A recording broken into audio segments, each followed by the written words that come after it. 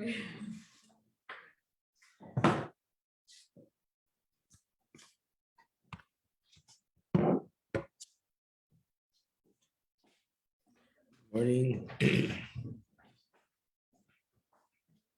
Thank you. Yes. Mine. Especially this mimer, we're learning all about mime.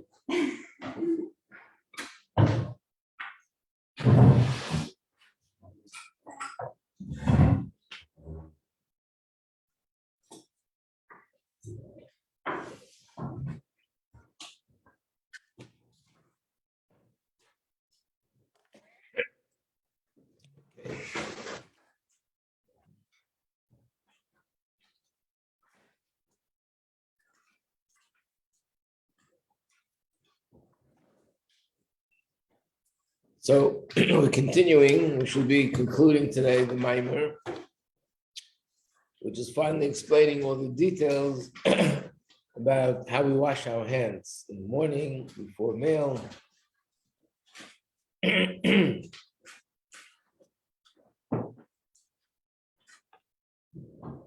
So the truth is, he's going to show us now every single detail that we spoke about before has its spiritual significance. I would say that this mime is extremely brief. Doesn't really elaborate, but from the brief, we just get an idea of how every detail in the midst of washing hands, it corresponds to something spiritual. So, for example, that's for starters. If I would have a sheet of paper, I would make a list, but maybe you can make lists as we go on. First of all, we're explaining what is mayim and yadayim. You have the hands and you have the water. What are the two things? So the water represents seichel, intellect, and the hands are the emotions. The right hand is chesed, the left hand is gevura.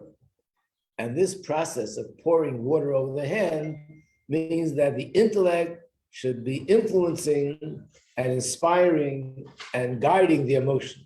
The emotion shouldn't be independent without intellect, and then they go in the wrong direction. That's number one, right?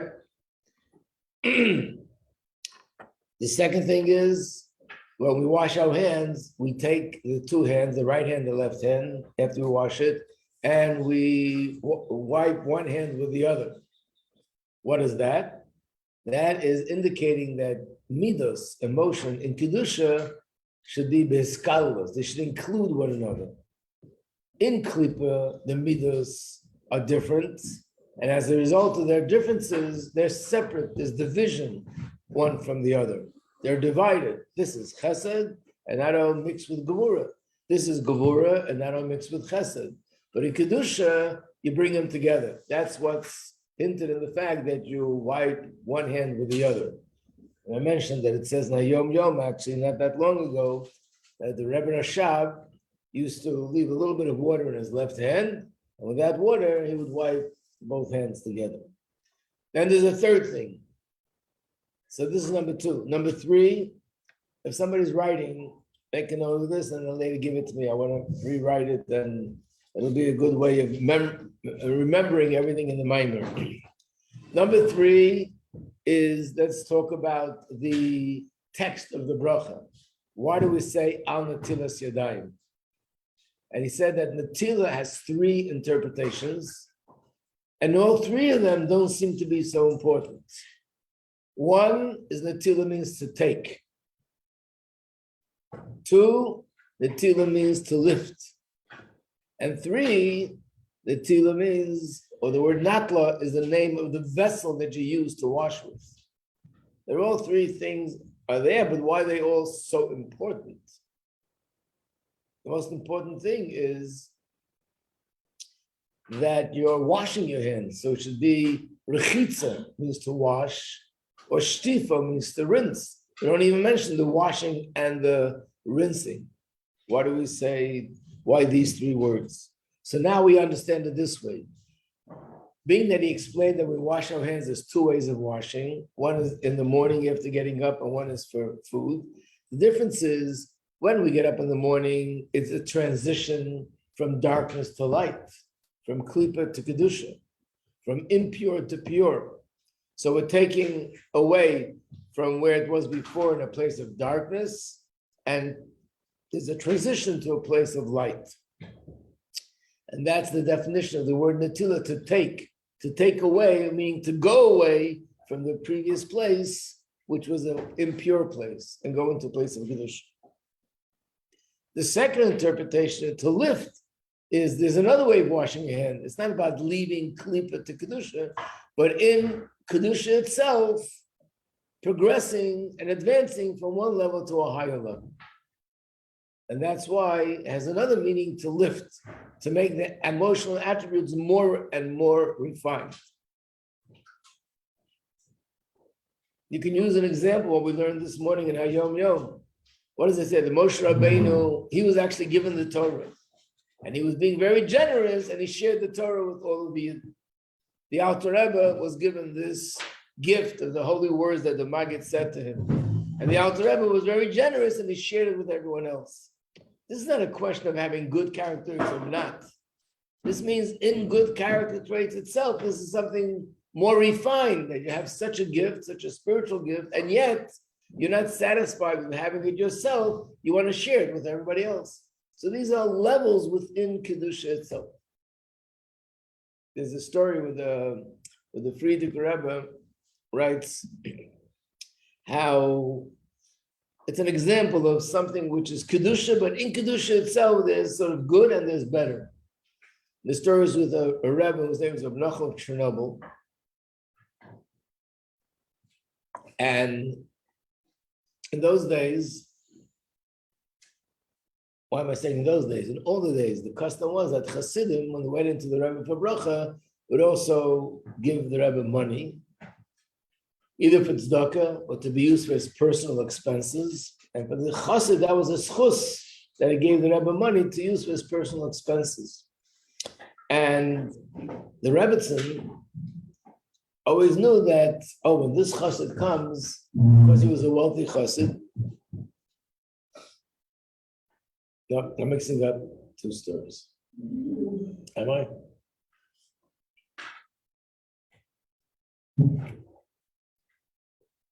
Yeah. It happens all the time. Yeah, no, this is the story. She saw that the time when the Rebbe was over, the time when the Chassidim was over, and she went to the place where usually there's money.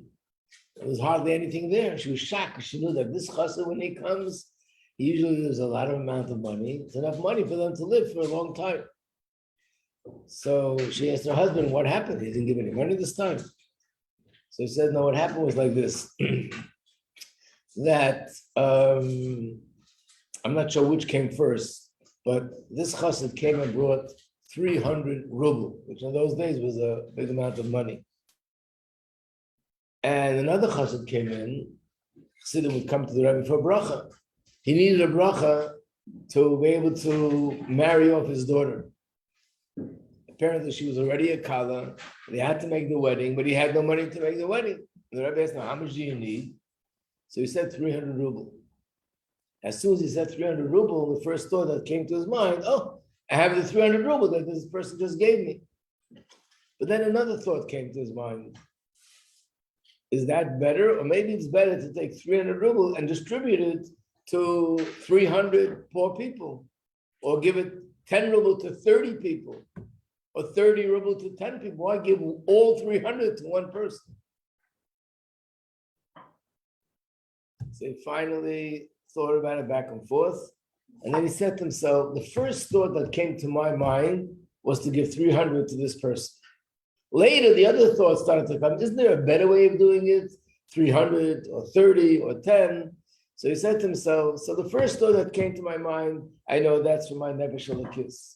And then all the other thoughts, that was already interfering. And he gave away the whole 300 rubles. That's why the money wasn't there. So if you think of it, both ways are Kedusha. If someone gives you $300 and you take all that money and give it away for tzedakah, whichever way you look at it, you gave money for tzedakah. This is a more finer, fine details. What's a better way of giving? Is it better to give this one person who's in need right now to marry off his daughter, or is it better to distribute it? By the way, he said the first thought that came to my mind was my Nefesh Elokis. I don't know if we can say that. We might do the opposite. The first thought that came to mind, my Nebuchadnezzar Bahamas, and later my Nebuchadnezzar kids started screaming and things. But here there are many examples of in Kedusha itself. There are levels. So that's what he's saying, that there is two kinds of washing. Now, let's do the words inside. So we're on page 221. On top it says 221. If you're in the English, then we're on page 302.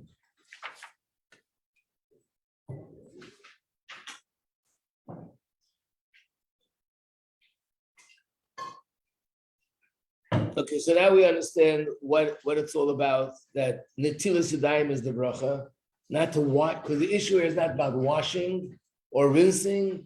The issue is either lifting or taking it away from an impure place and transferring it to a pure place.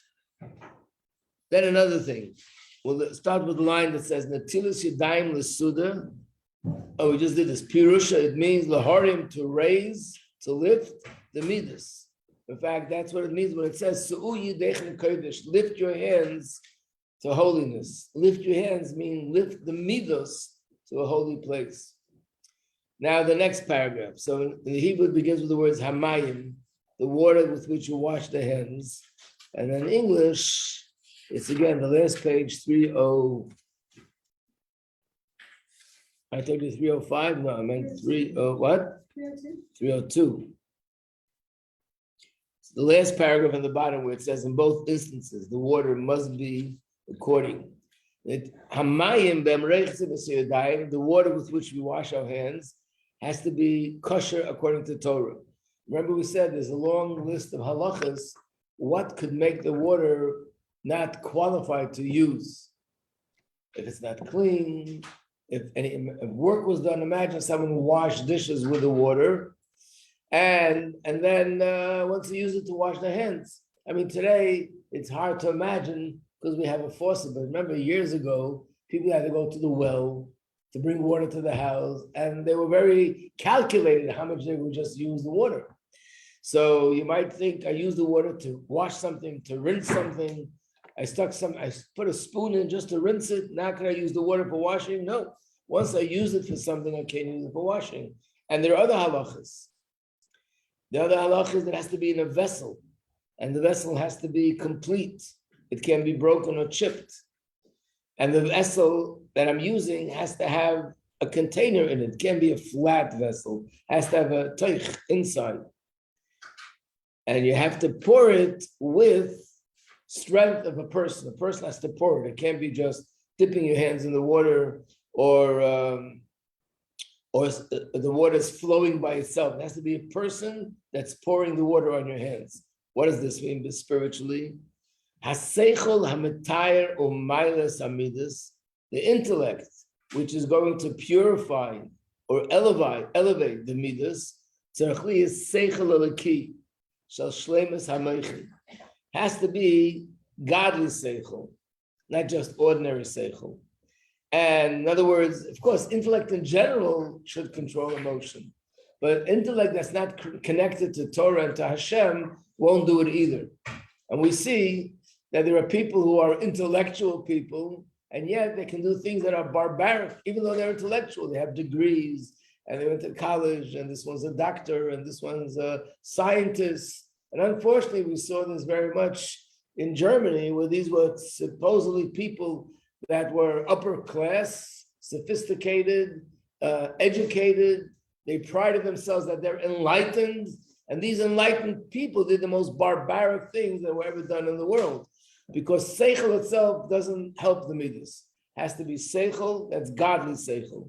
That's what it means, that the water has to be special water. And what does it mean that the keli has to be complete? Tzarech is bekli sholem, a complete keli, because that's seichel eliki. Godly seichel is something which is complete, doesn't have any flaws in it.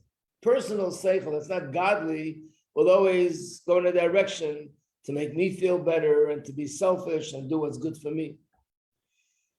And it has to have an inside. It has to have a container that it contains. What does that mean? Even when you think about godly seichel, it won't necessarily refine me or change me unless I apply my seichel to avodah, to something practical. Which means people could learn even Chassidus and study Chassidus like an academic exercise. There are people that are brilliant people, very intelligent, very philosophical, and they might love Chassidus. It's very deep, very intellectual, but it's not going to change them. So you have to learn in a way that it's Nageil Avodah, that's changing me in Avodah.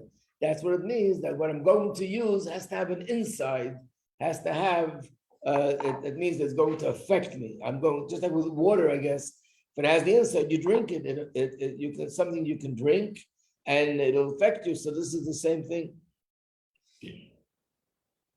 The last thing that he mentioned was that it has to be coming from a person who pours it on you.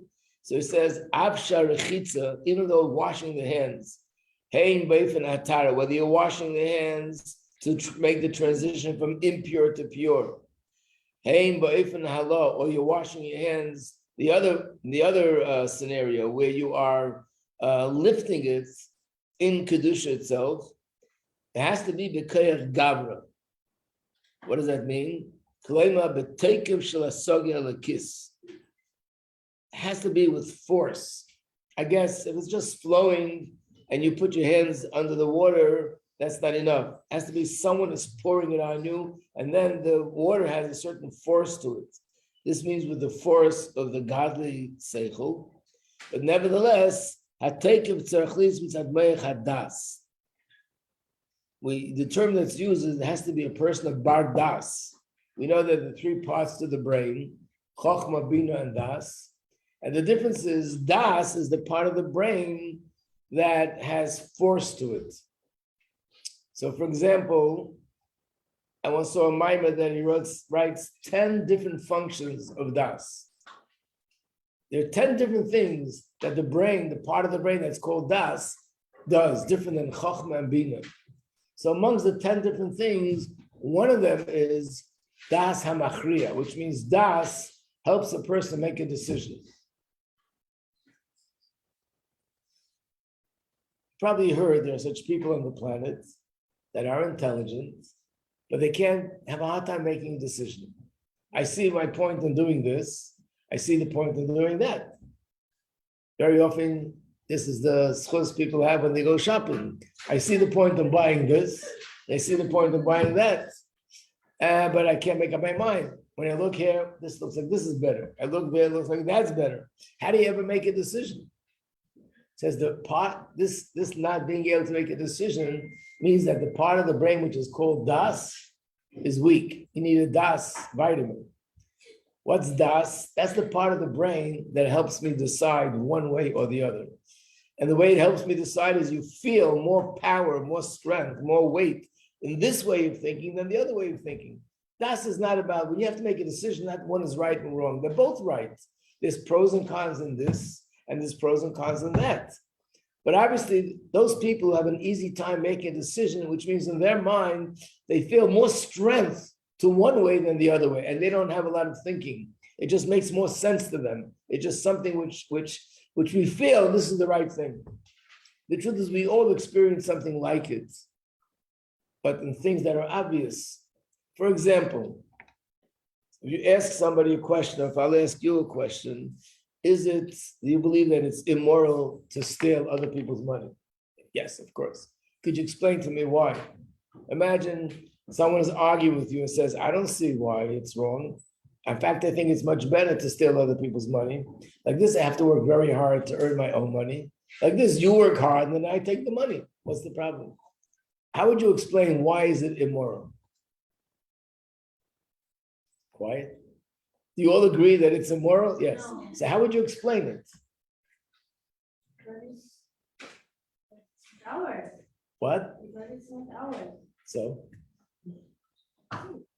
What? Because other people make work for it. So now I got it.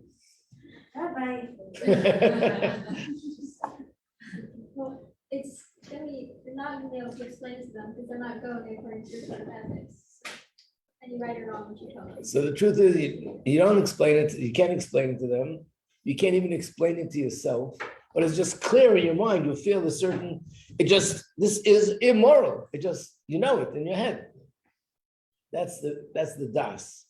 So really, when it comes to making decisions, is it better to take this job over that job? Better to live in this house over that house? Should I live in this country over that country? Should I study in this seminary over that seminary? There's pros and cons, but das means there's a part of the brain that gives more force to one over the other. And that makes the decision. I feel this feels more right, put it that way. And that's why I go in that direction. So the same is when we talk about the brain influencing the midos. You can have a person that understands things, but it doesn't necessarily affect the midos. And usually the reason is because you're lacking in das. So it's an abstract, floating concept. This is right, this is beautiful, this is this, and this is that, but it has no effect on changing my midos. So when it's not only I understand it, but das, I feel it, then it has strength to it. And when it has strength to it, it affects my midos. So that's what he says, that you have to pour the water. That represents that the seichel influencing the midos has to come mainly from das. And I guess when we do it physically, you might say, well, I'm washing hands. I don't think about all this. In fact, if I would, I'd never get to eat. I'd be busy half an hour thinking, okay, now I'm taking the cup. Now I'm using the water. This is seichel. Now I'm pouring it over the midas. By the time you finish, the meal will be gone. All the food will be taken away from the table.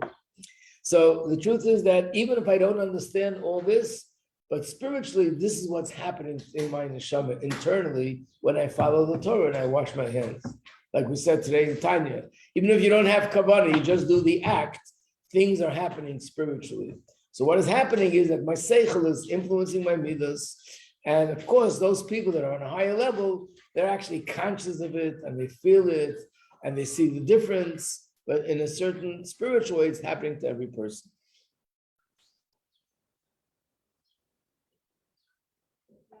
Yeah. Every needs to have something spiritual. Right. This is an example. Sure. Yeah, but we don't think about it. First of all, we could think about it. If we learn about it, we could think about it. We're going to go to, let's say, Pesach, like eating matzah. Why can we learn about it? We're going to learn what is spiritual, what is happening spiritually when I eat matzah. And a person, when I'm doing what I'm doing, I can't be thinking. I want to end up doing it. So it's mainly, I think about it before I actually do it. And that gives a certain spiritual aspect to my act of eating the matzah. That it's not just an ordinary eating matzah, there's more to it. Here too, I'm learning about it in the mimer.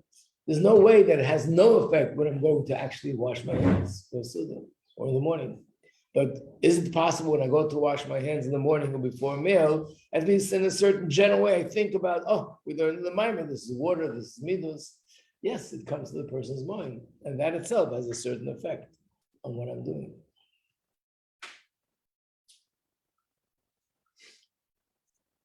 So now, again, like I said, this mimer is very brief, just one word for each thing. So some of it we have to work a little bit harder to understand. So let's look at the next paragraph. This is an example where it doesn't really explain. It said like this, and this is why in the times of the Beis Hamikdash, the Mizbeach would be atonement, and now Shulchan Shel Adam is the table of a person, which is Shleimus HaMeichen. Adam is the person who has the complete understanding. The intellect is the proper intellect, godly intellect that has the power to influence the midos, and that brings atonement. So he still didn't answer one of the questions. Why does it say Shulchan Shel Adam? Why doesn't it say eating and drinking is an atonement, just like the Mizbeach eats the food and consumes the food? So I think the answer is, because it's not really just the eating and the drinking. It's everything involved. That's when the eating and drinking elevates the food, which means I have to wash my hands and I have to have a vessel and I have to have water. It has to be kosher water, and the vessel has to be kosher. And we have to have a person using his hands to pour the water. And then when I eat, then it's going to bring all these things together, because what's really atonement is the fact that my seichel is refining my midos. That's what brings the kapara. That's what brings the atonement. So I guess the word shulchane, the reason why it says shulchane, the table, and not the eating and the drinking, probably the word shulchane is all-encompassing. It means everything that a person does as they are going to eat. Like we know, Shulchan Aruch means a table's full set. What does Shulchan Aruch mean? Why is the Shulchan Aruch called Shulchan Aruch? Anyone know? It's full. Oh, that's interesting. It's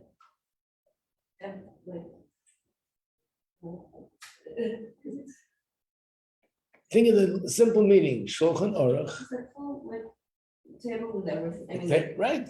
Shulchan Aruch means a set table. You walk into the house, you're ready to eat, and when you take a look on the table, there are dishes, there are forks, and there are spoons, and there are napkins, and there's challah, and there's fish, and there's food, and dessert. Everything is there. It's all set.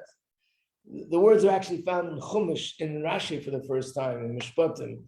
What says, Eila Mishpatim Mishatasan Lefneim, Rashi says, Hashem told Moshe, give them all the laws and prepare for them like a set table, like a Shulchan Aruch. And that's probably why the name he gave to his book of halacha is Shulchan Aruch.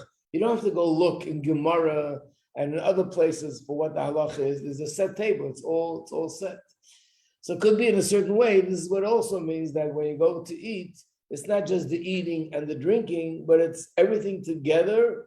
All these different things, washing my hands with the water and the keli, pouring it in the right hand and the left hand, the chesed and the gebura, and then wiping them together. All this is part of a process, which what's the end result of the process? That my emotional attributes are elevated, or that they're transferred from klipa to kedusha. And that is what brings the atonement. That's why the emphasis is on the table, and that's why all these words are used, tila and natal, and so on and so forth. Let's look at the last words. Nevaya, this is the summary of the whole thing. That in this Maimon explains Shekol Prati Hadinim Shalatinas Yudayim, all the details of all the halachas pertaining to washing our hands. Kayomim Ba'avodah Lakis. They're all there in terms of our personal avodah. In fact, Hey Manishama Shel Halacha Begali Shabbatar, they're the soul, which means it's not to think of it like, okay, this is one way of explaining the laws of the Netilas Yadayim, and this is elusive, something spiritual. No, it's like a neshama to a body. It's one. It's really one thing. And the only thing is, this is the technical part of it, and this is the deeper part of it. It's like a person who has a neshama and a guf. It's not two separate things. The neshama is the life force of the guf, and the guf is the external and technical part of the neshama. He explains the halachas adam mud la'olam, that a man is always responsible for his actions. Yadayim askonios, the hands are always doing things, and the reason why the Gemara says Yadayim askonios means the hands always need supervision. So Yadayim are the midas, and midas, emotions need supervision because they can go in the wrong direction. Hatzipornayim, and the nails are together with the hands. It's mokem achilas shel klipa. That's what klipa can sort of hold on to. And this dirt that gathers under the nails, that's chayas. Klipa can nourish chayas from the nails. And that means, begashmi, is that it's a person's midas could do negative things, and especially the nails could do damage. I want to add a little bit of explanation. Why is it that midas could do damage more than seichel? And one way of explaining this is, in terms of the difference between intellect and emotion, is emotion is all based on a sense of self. In other words, if I have a feeling towards someone, it begins with feeling myself. Like the Alter Rebbe says in Tanya, even if a person, let's say, has love for Hashem, in a sense, it means I love myself and I want to have that which I love. It could be Hashem, it could be something begashmius. But the basis for emotion has to be something that it has to do with me, my feeling, how I feel. And therefore, feelings like anger, feelings like hate, feelings like jealousy, it's all about how I feel, how it makes me feel. When you think about things logically, generally speaking, the direction of logic is more objective. Like, how do we understand? Just like I'm thinking, what's the science in a bird flying? What's the science in rain? What's the science in different things happening in the world? So it has nothing to do with me. It's not about me. It's about just understanding things. So if I'm studying Torah, I'm going to start in Chassidus. Logic in general is more objective. It's removed from me. And that's why logic is always calm. There's no excitement in logic. It's just understanding things. Midas is about me and how I feel. I remember I told you once the word English. Emotion means it puts me into motion. It moves me one way or another. Because the basis of emotion is the feeling of self. So my feeling of self is either influenced one way or another way, either with love or with fear or with anger or with jealousy or with arrogance or with this way or that way. So therefore, because it's about me and self, that's why it could lead to negative results, to jealousy and other feelings which are negative. And that's why they need supervision, they need guidance, and they need someone to control it, which is the seichel. Remember, we're not getting rid of the midas. Midas is good, it just has to be controlled. Yeah. Why the seichel is not moving us? Only midos and emotions? Right. And seichel not. Because seichel is something which is more objective. It's not when I'm thinking about something intellectually, it's basically not connected to me. Like, let's say a person, even in Gemara, you start learning halachas. Halachas of what happens in a war. Someone gets killed or something happens. You don't find people fainting in the middle of their learning or starting to cry, because you're not dealing with something that's connected to you. It's an objective thought about someone getting divorced, someone getting married, someone getting hurt, someone falling off a tree. And people don't get emotional as they're learning, because when you learn and you study, it's removed from reality. Midas is all about how I feel. That's what the definition of midas are. It's about me feeling and how I feel about food, how I feel about people, how I feel about events, how I feel about everything. That's midas. So in a sense, if you want to go a little bit deeper, the place in the soul where intellect is taking place is a deeper place in the soul that's removed from the outside. Emotions are something more external, and it's connected to what's going on outside.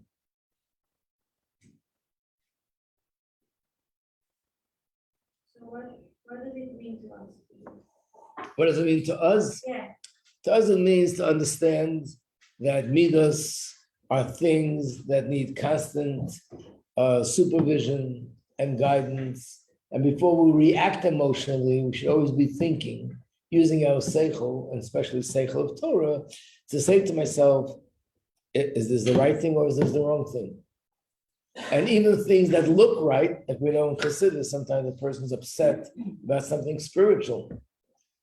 Like I said the other day, that a person could be davening, and not an ordinary, really davening the way he should be. And as a result of the davening, the person's on fire with love for Hashem. Then after davening, walks into the next room, and he sees somebody doing something which is not appropriate. And he gets so angry.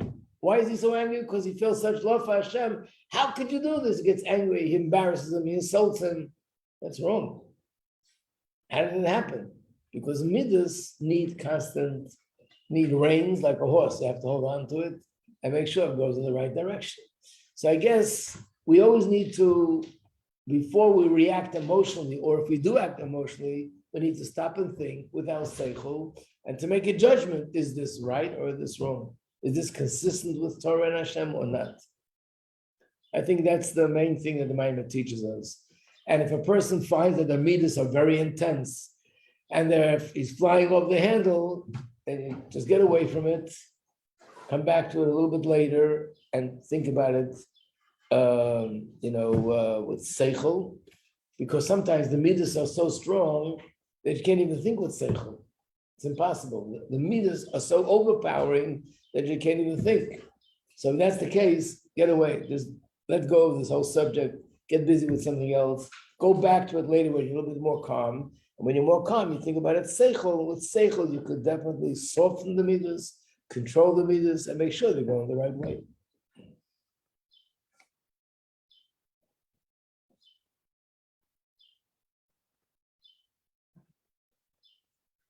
It's interesting, in Tanya, when the Alter Rebbe says the difference between the Nefesh Elokis and Nefesh Bahamis, the Alter Rebbe says the Nefesh Bahamis, where is it in the body? In the heart.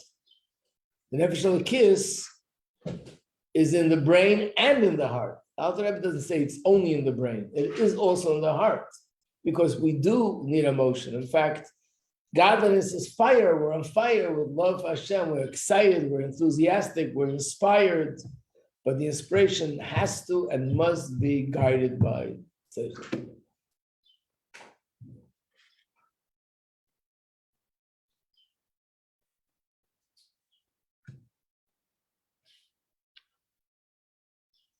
Today they have everything smart. Smartphone, smart bombs. So the smart Nefesh Bahamis, that the seichel is guiding it, smart midas. The tilish, so the difference is that tilish yadayim shel shachris is the haser saruch rash shel nochas ha'olam. That's to take away the impurity. What's the impurity? Hanochas ha'olam. How does he translate that in English? Hanochas ha'olam is worldly perspectives, worldly values. Because the beginning of everything, let me see how they say it in English.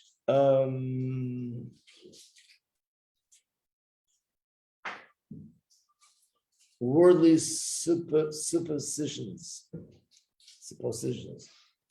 It means that the difference between the way a Jew comes with Torah, looks at the world, and the way a person without Torah looks at the world, the basic fundamental values of what's right, what's wrong, what's important, what's unimportant are very different. And in many cases, mamish the opposite.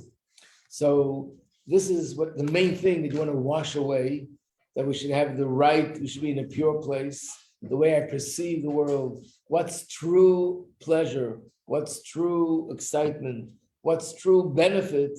And once you have that, then your midas will go in the right direction. So therefore, the avodah is b'seirugin. If I have to make that transition from changing my whole perspective from an impure perspective to a pure perspective, I have to do that step by step. So you wash our hands one at a time. The Su'udah, when we're going to eat, here it's about sanctifying the hands, that they're progressing in Kedusha itself. So therefore, I do it in order. I don't have to do it like, it's not such a big transition. It's going from Kedusha to Kedusha. And the water represents Seichel Eliki, godly Seichel. And the godly Seichel has to come from the Das, that has force to it. And therefore, it can influence the midas to go in the right direction. And this is the meaning of Shulchan Shel Adam. It's not so much the washing of the hands, but the table, meaning all these things together, bring that a person's emotions are refined. And that's what brings the true atonement, when we refine our midas.